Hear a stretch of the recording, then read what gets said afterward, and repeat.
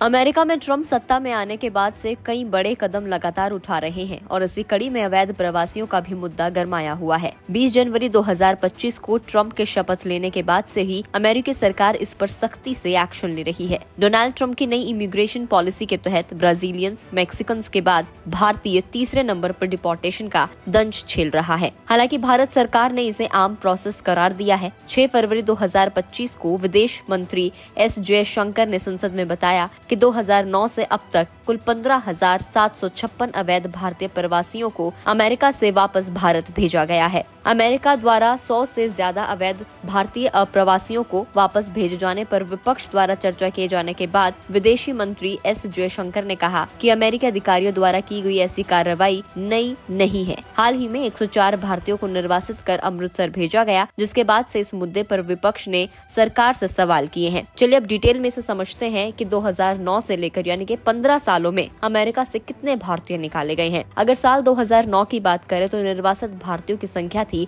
734, 2010 799, 2011 597, 2012 530, 2013 515, 2014 591, 2015 708, 2016 1303, 2017 1024, 2018 में 1180 और 2019 में 2042। इसके बाद 2020 में 1889 भारतीय प्रवासियों को निकाला गया, 2021 में 805, 2022 में 862, 2023 में 617, 2024 में 1368 और 2025 में 5 फरवरी तक अगर हम लोग बात करें तो 104 भारतीयों को निकाला गया है। यानी कि इस डेटा को अगर देखें तो 2019 में सबसे ज्यादा 2042 भारतीयों को अमेरिका ने वापस भेजा था। 2020 में कोविड-19 के बावजूद भी 1889 भारतीय निर्वासित किए गए थे और 2024 में आंकड़ा 1368 तक पहुंच गया था। 2025 में 104 अभी तक आ चुके हैं और इसके अलावा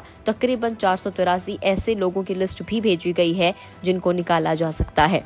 अब सवाल है कि यूएस भारतीयों को क्यों निकाल रहा है। तो अमेरिका की इमिग्रेशन पॉलिसी के तहत अवैध प्रवासियों को वापस भेजने की प्रक्रिया नई नहीं है। अवैध रूप से अमेरिका जाने वाले कई भारतीय मानव तस्करों के जरिए सीमा पार करते हैं। कई भारतीय कानूनी वीजा न मिलने के बावजूद अवैध रूप से अमेरिका में बसने की कोशिश करते हैं और इसके लिए वो डंकी रूट का इस्तेमाल करते हैं, जो कि काफी खतरनाक भी होता है। 2012 से ICE यानी कि इमिग्रेशन एंड कस्टम्स एनफोर्समेंट द्वारा निर्वासन की प्रक्रिया अपनाई जा रही है। अब ऐसे में ये भी जान लेते हैं कि जो 104 भारतीयों को डिपोर्ट किया गया है वो कहां-कहां के निवासी हैं।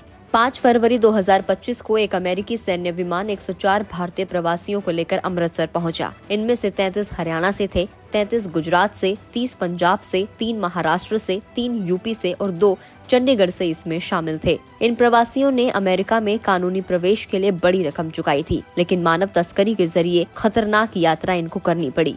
ICE के एक वीडियो में दिखाया गया था कि इन प्रवासियों को हथकड़ी और बेड़ियों में जकड़ा गया था, जिससे ये मुद्दा और भी ज्यादा कंट्रोवर्शियल बन गया। अब ऐसे में विपक्ष ने सवाल उठाए और सरकार ने उनका जवाब दिया। विपक्ष का सवाल था कि अगर कोलंबिया जैसे छोटे देश अपने नागरिकों को सम्मान के साथ वापस ला सकते हैं तो भारत क्यों नहीं, क्योंकि कोलंबिया के राष्ट्रपति ने यूएस को फरमान भेजा था कि वो अपने नागरिकों को वापस लाने के लिए सिविल प्लेन्स का इस्तेमाल करेंगे, सिविल प्लेन्स को अमेरिका भेजेंगे, सैन्य विमानों का उपयोग नहीं किया जाएगा। तृणमूल सांसद साकेत गोखले ने सरकार पर सवाल उठाते हुए कहा कि भारत दुनिया की 5वीं सबसे बड़ी अर्थव्यवस्था है, फिर भी अपने नागरिकों को वापस लाने के लिए विशेष विमान क्यों नहीं भेजा जा रहा। इस सवाल के जवाब में एस जयशंकर का जवाब था कि अमेरिका द्वारा निर्वासन ICE यानी कि इमिग्रेशन एंड कस्टम्स एनफोर्समेंट के जरिए किया जाता है, न कि भारत सरकार के जरिए। ICE की 2012 से प्रभावी नीति के अंडर निर्वासित प्रवासियों पर कुछ प्रतिबंध लगाए जाते हैं। हालांकि महिलाओं और बच्चों को हथकड़ी नहीं लगाई जाती और निर्वासितों को भोजन और मेडिकल सुविधाएं भी दी जाती हैं।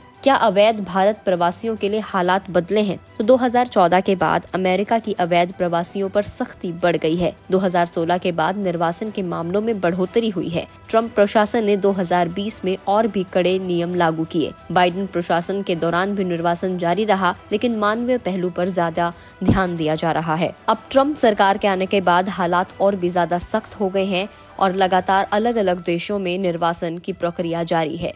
वीडियो में इतना ही। आपको ये जानकारी कैसी लगी कमेंट करके जरूर बताएं। अगर आप इस वीडियो को फेसबुक पर देख रहे हैं तो फेसबुक पेज को लाइक करें, यूट्यूब पर देख रहे हैं तो गुड रिटर्न्स के यूट्यूब चैनल को सब्सक्राइब करना ना भूलें। है।